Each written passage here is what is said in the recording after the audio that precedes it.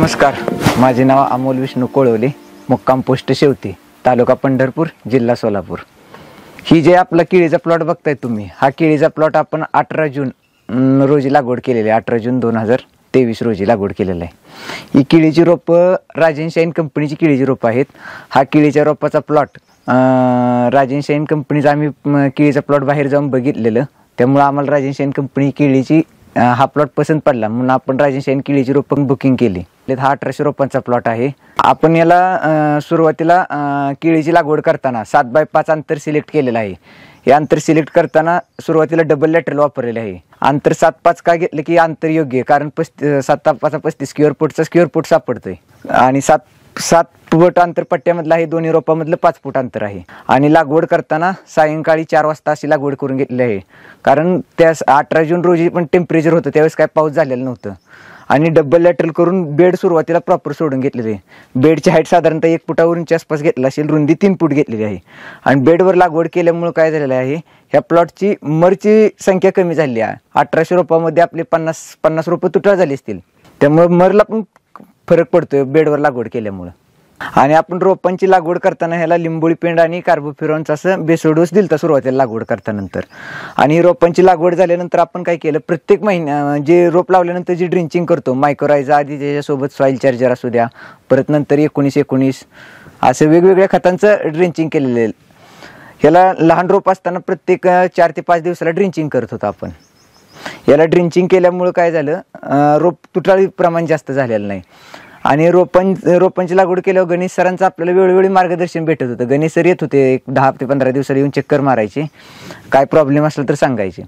आणि ऑर्गॅनिक कार्बनचं प्रमाण ह्या प्लॉटमध्ये वाढलेलं आहे। कशासाठी, कारण आपण ह्याला मळी, शेणखत आणि कृषी अमृत असं केळी लागवड करायच्या अगोदर 2 महिने एकत्र कंपोस्टिंग करून ठेवलेलं होतं। 4 ट्रेलर शेणखत, 2 ट्रेलर मळी आणि 25 ते 30 बॅगा कृषी अमृत असं त्याच्या पाणी मारून ठेवलं होतं की कमीत कमी 20 ते 25 दिवस ठेवलं असेल। त्यामुळे ते खतांचं टेम्परेचर कमी झालं, त्यामुळे पण रोपांची संख्या मरणं कमी झालेली आहे। आता आपण याला लागवड करताना सुरुवातीला रोप लावताना पाणीचं व्यवस्थापन कसं केलं, तर पूर्ण बेड गार होईपर्यंत पाणी दिलं। रोप लागवड करताना नंतर पाणी कमी केलं आणि रोप लागवड झाली की 1 दिवसाड पाणी देत होतो। आता सध्याला या केळीच्या प्लॉटला 1 दिवसाड 4 तास पाणी चालू आहे। आज या केळीच्या प्लॉटला 10 महिने झालेले आहेत। 10 महिन्याच्या मानाने बघितलं तर या केळीच्या प्लॉटचा जर बुंदा बघितला आपण तर 40 ते 42 सेंटीमीटर पर्यंत सध्याला बुंदा आहे या केळीच्या प्लॉटचा।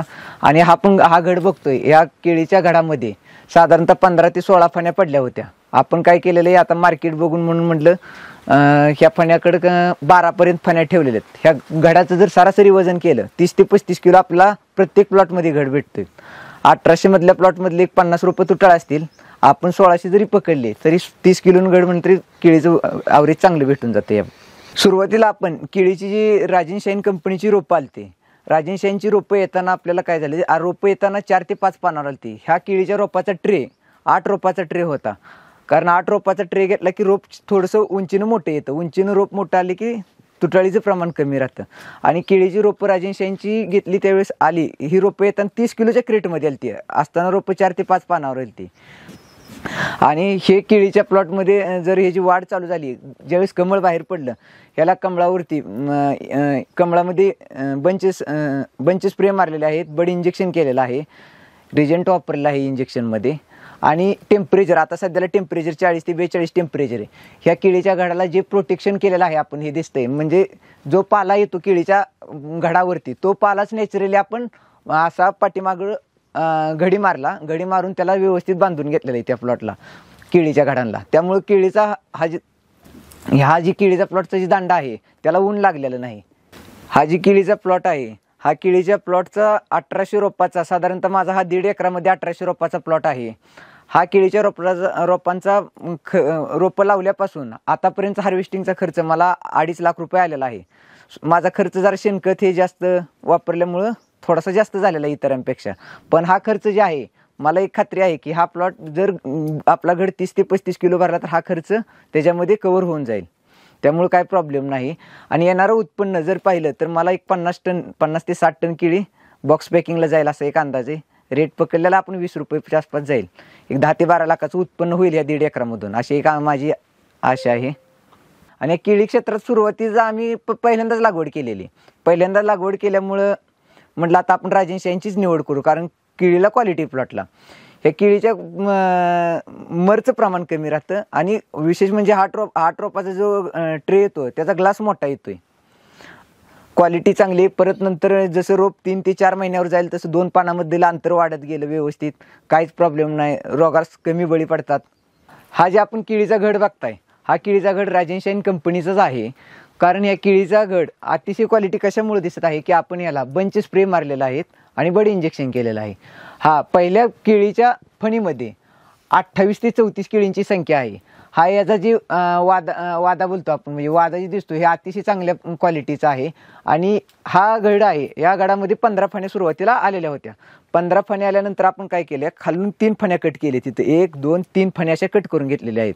आणि नंतर इथे एक थंब ठेवलेला आहे. हा थंब ठेवला की काय होते, काय प्रॉब्लेम केळीच्या ह्या फणीला काय होणार नाही, जर बॉक्स पॅकिंगला आपली ही पण फणी जाऊ शकते.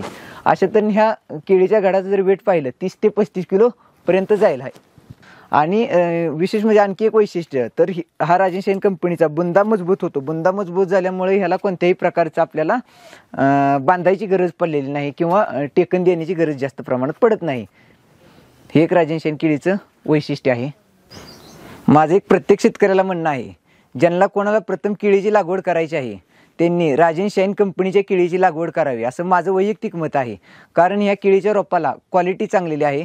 आपण हे केळीचा जर घड बघताय तर या केळीच्या घडामधील 2 फण्यातील अंतर चांगलं आहे. एका पहिल्या केळीच्या फणीमध्ये जवळजवळ 32 ते 34 केळ्यांची संख्या आहे. आणि कोणत्याही शेतकऱ्याला जर नवीन केळीची लागवड करायची असेल तर त्यांनी राजहंस कंपनीची केळीची लागवड करावी अशी माझी तर नम्र विनंती आहे. धन्यवाद.